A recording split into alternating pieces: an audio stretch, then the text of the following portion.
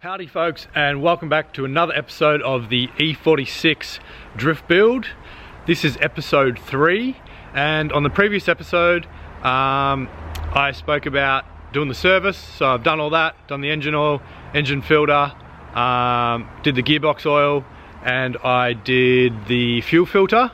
I didn't do the rear diff oil because I am going to weld the diff. Well, I'm not going to weld that diff that's in it. I'm going to go pick up a higher ratio diff. So I found one on eBay. It's a 3.91 to 1 ratio. So I'm going to buy it and then weld that one and chuck it in the car. Tried to do a bit of a burnout in it last night. Obviously with the standard diff, and yeah, it's just really gutless, hard to spin the wheels, and I reckon by putting the higher ratio diff, it's going to spin much easier, have a lot more torque, and from what I've seen some videos on the internet and from some reading, it's going to be way better for drifting having that that higher range or that higher ratio. So let's go pick up the diff. We're doing contactless exchange or pickup because, you know, Rona. There she is.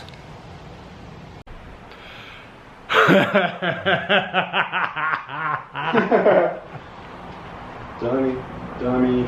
Alrighty, so got the diff back. Here she is.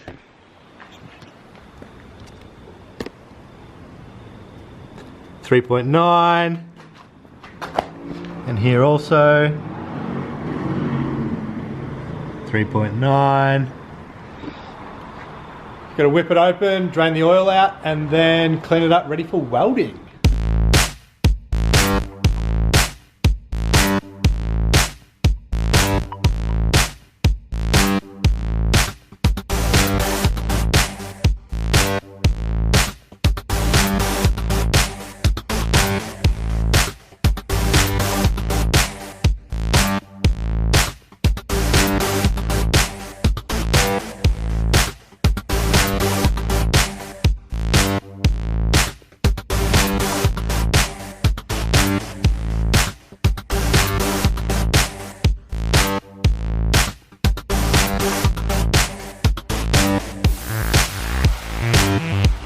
So I'll let that drain overnight, and then I can come back tomorrow, clean it all up with brake clean, cut up some little bits of plate that are going to go in between the spider gears, and then I can weld it up.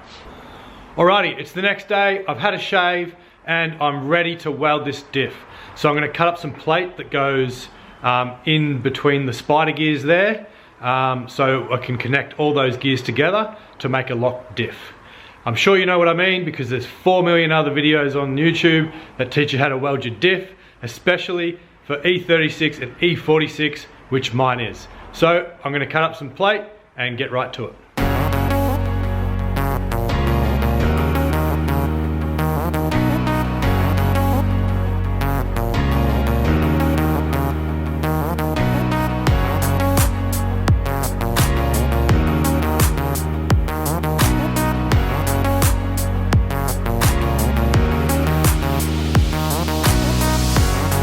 Now I've given the plate a light massage.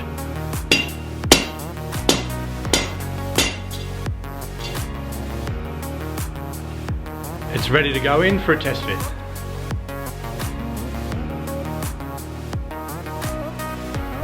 Like a glove? Now that I've test fitted the plate, I'm going to take the plate back out.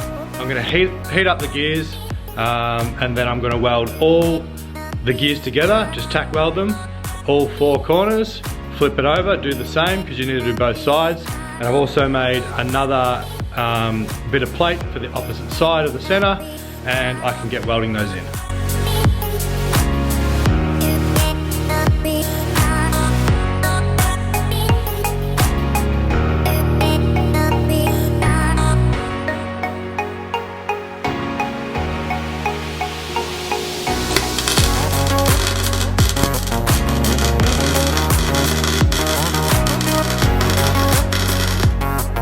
Now I've got all the 4 corners welded in on the spider gears.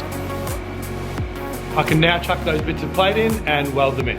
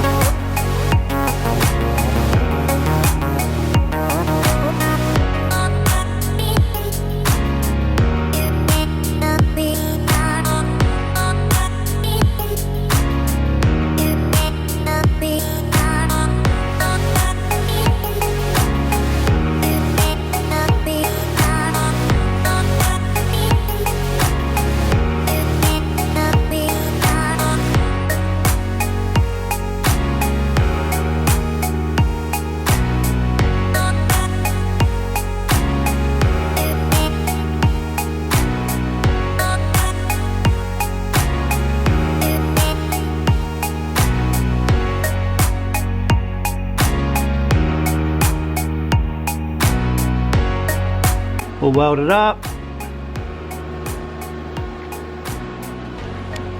All the gears are joined together. So I'm gonna let that bad boy cool overnight. And then I'm gonna chip off any slag that's in there, give it a clean out, fill it up with oil, and then put the case back on, button it up. Then the car can come in and have its diff removed and that welded diff put up inside of it. Alrighty, so it's the next day and the diff is nice and cool because I let it cool overnight. I chipped off any excess slag that was in there from the welding, gave it a good wire brush, cleaned it all out with brake clean, cleaned up the diff surface with my Wizzy disc, cleaned up the cover with my Wizzy disc, cleaned up the cover with brake clean,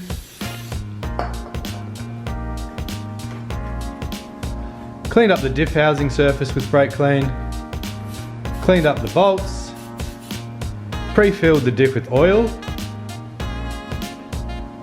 applied my RTV gasket silicone. I like to smear it out with my hand so I know I'm getting a nice coverage on the surface and adequate coverage around the bolt holes. Then I fitted my cover, inserted all bolts hand tight and let it sit for about an hour just to let the silicone cure a little bit. Then I came along and torqued all my bolts to spec with the #1 setting on my Milwaukee rattle gun.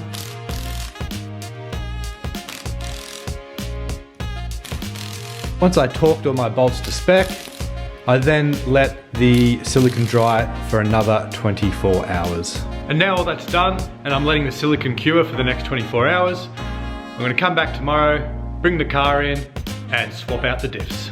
So new day, let's back this baby in, jack it up, get it on the stands, pull the old diff out and put the new one in. Let's go.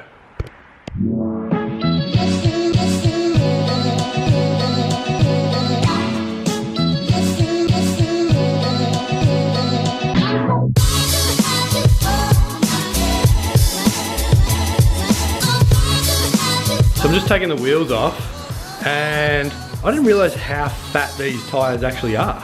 Oh, look at this. They're 255s. I never even looked at that, to be honest. And maybe that's probably why it could be could have a chance to do with maybe, I don't know, possibly why it's hard to spin the wheels. So yeah, it will be very interesting to see how this diff goes if it's going to spin these 255s. I was going to get different wheels for drifting anyway, so because obviously 18-inch wheels at 255 are going to be expensive tyres. So I'm going to get probably 17s or something like that. I'm not too sure exactly. I need to ask a few people what the best tyres are for drifting. So yeah, probably speak to my brother, see what he's running. Alright, so the reason I'm taking my wheels off is so that when I'm undoing the axle bolts, I can put a screwdriver in this rear disc, and then when I go to turn my ratchet, it's going to lock up on the caliper, allowing me to undo the bolt. That way, I don't have to keep getting up and down from the car, from underneath the car, putting it in gear, taking out of gear to spin the axle around to get to the other bolt. So now I can just pull the screwdriver out and then spin it around, put the screwdriver back in, and then undo the next bolt.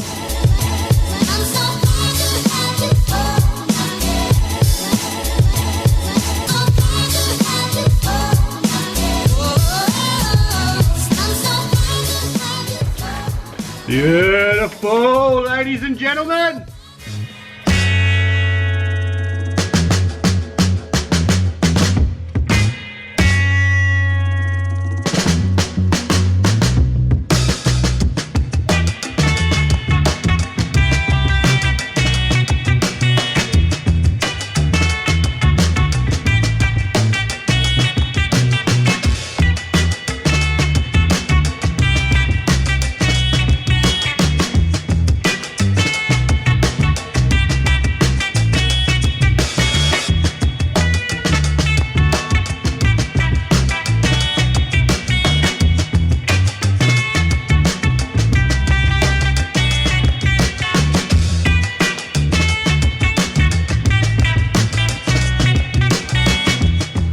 And she's out, ladies and gentlemen.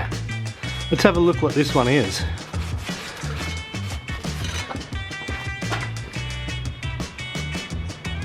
Yeah, it's a 3.07. That's what I thought it was.